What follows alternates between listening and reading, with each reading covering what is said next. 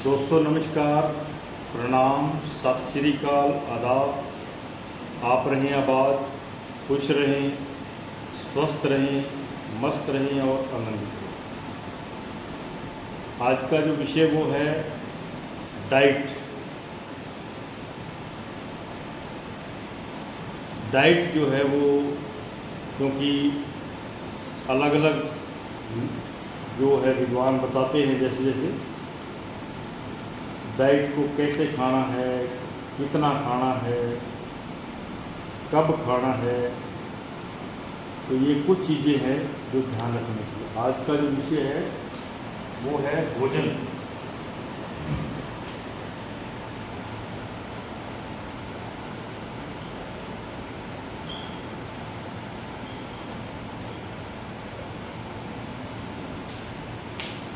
Diet में अगर हम देखें तो आज तक की सृष्टि में, आज तक का जो संसार है, इसके अंदर भगवान महावीर से बड़ा किसी के पास कोई स्वास्थ्य नहीं था। स्वास्थ्य के जगत के अंदर भगवान जो महावीर थे वो सर्वोपरि माने जाते। और उनका डाइट क्या था कि वो रोटी का एक टुकड़ा खाते थे, उसके बाद वो अपनी मस्ती में, अपने ध्यान में, अपने आनंद में लीन हो जाते थे। और वो भी टुकड़ा, वो जब किसी के घर भिक्षा के लिए किसी के द्वार पे पहुंचते थे, वहाँ से एक टुकड़ा जो उनको मिलता था उसको खाते थे। उसमें क्या था क्या नहीं था वो भगवान जाने, लेकिन एक टुकड़े को खाने के बाद वो तकरीबन 15 दिन, कई बार ज़्यादा भी, 15 दिन तक वो कोई चीज़ नहीं खाते। इससे आप अंदाज़ा लगा लीजिए कि हमें डाइट किस प्रकार से लेनी चाहिए। कहने का भाव कि एक भोजन के बीच में अंतराल जरूरी है, गैप जरूरी है। अगर हम गैप नहीं डालते हैं तो ही बहुत सारे रोगों का हम शिकार होते हैं। तो भोजन के बीच में गैप चाहिए, क्योंकि भगवान महावीर जैसा स्वास्थ्य आज तक दुनिया में किसी का नहीं हुआ और मेरे हिसाब से किसी का हो भी नहीं सकता। और आज का जो समय चल रहा है इसमें तो कहना ही क्या है। और एक टुकड़ा खाने के बाद 15 दिन तक वो पूर्णतः स्वस्थ होते थे, पूरे आनंद में होते थे, पूरी मस्ती में होते थे और अपने पूरे जीवन का आनंद लेते थे। कहते हैं कि उनके पसीने से भी अमृत की तरह खुशबू बहती थी।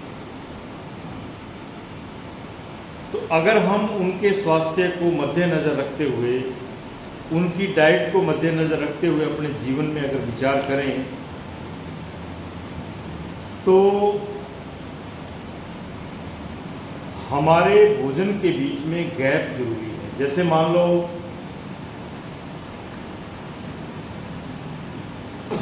मॉर्निंग,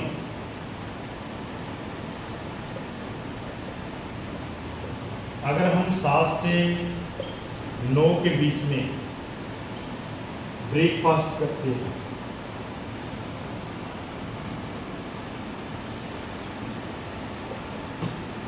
मतलब नाश्ता करते हैं। अगर हमने 7 से 9 के बीच में नाश्ता किया है तो नाश्ता करने के बाद कम से कम 4 घंटे का गैप होना चाहिए। ये ध्यान रखने की बात है।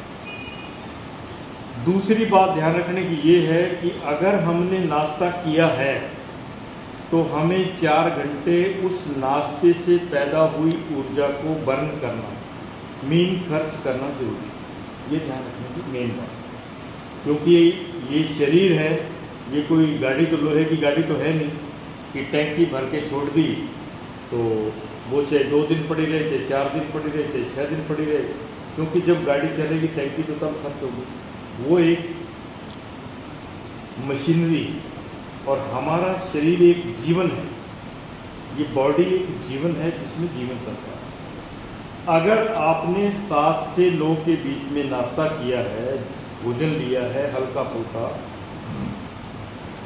या नाश्ते का मतलब जैसे इंग्लिश में बोलते हैं ब्रेकफास्ट, फास्ट का मतलब उपवास को तोड़ना। जैसे हम उपवास रखते हैं और उसके बाद उस उपवास को हम तोड़ते हैं।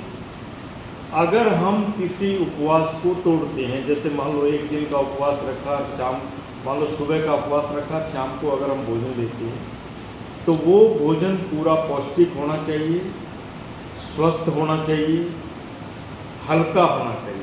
क्योंकि सारा दिन पेट खाली रहा और खाली पेट के बाद हमें हल्का भोजन लेना चाहिए, हैवी भोजन। तो मेन समझने की बात यह है कि जब भी हम नाश्ता करते हैं तो नाश्ते के बाद 4 घंटे का एक तो गैप चाहिए, और दूसरा जो हमने नाश्ता किया है उससे बड़ी हुई ऊर्जा को हमने किसी काम में खर्च करना चाहिए। और उस काम के अंदर थोड़ा फिजिकल वर्क जरूरी है। जैसे मान लो ऊर्जा तो बर्न हो रही है, हम देखते हैं तो ऊर्जा खर्च होती है, सुनते हैं तो ऊर्जा खर्च होती है, सूंघते हैं तो ऊर्जा खर्च होती है, बोलते हैं तो ऊर्जा खर्च होती है, चलते हैं, उठते हैं, बैठते हैं, खाते हैं, पीते हैं, सोते हैं, जो भी बॉडी के हमारे काम हो रहे हैं उन सब कामों में ऊर्जा खर्च होती है। लेकिन फिर भी जो भोजन हम लेते हैं, जैसा मैंने पहले बताया कि एक टुकड़े के अंदर इतनी ताकत है कि भगवान महावीर जैसा बुद्ध पुरुष 15 दिन जिंदा रह सकता है। तो अगर हमने नाश्ते में 50 टुकड़े भी लिए हैं तो आप अंदाज़ा लगाइए कि आप 50 टुकड़ों से कितना दिन जिंदा रह सकते हैं, कितना दिन आपके अंदर जीवन रह सकता है। और उस एक टुकड़े से 15 दिन अगर भगवान महावीर जैसा बुद्ध पुरुष विचरण कर सकता है, अपने जीवन का आनंद ले सकता है, तो हम 50 टुकड़ों से कितना आनंद लेते हैं, कितना सुख लेते हैं, कितने हम खुश हैं। लेकिन हम रोगों बीमारी से ग्रस्त हैं। उसका कारण कि हमने लिया ज़्यादा, खर्च कम किया।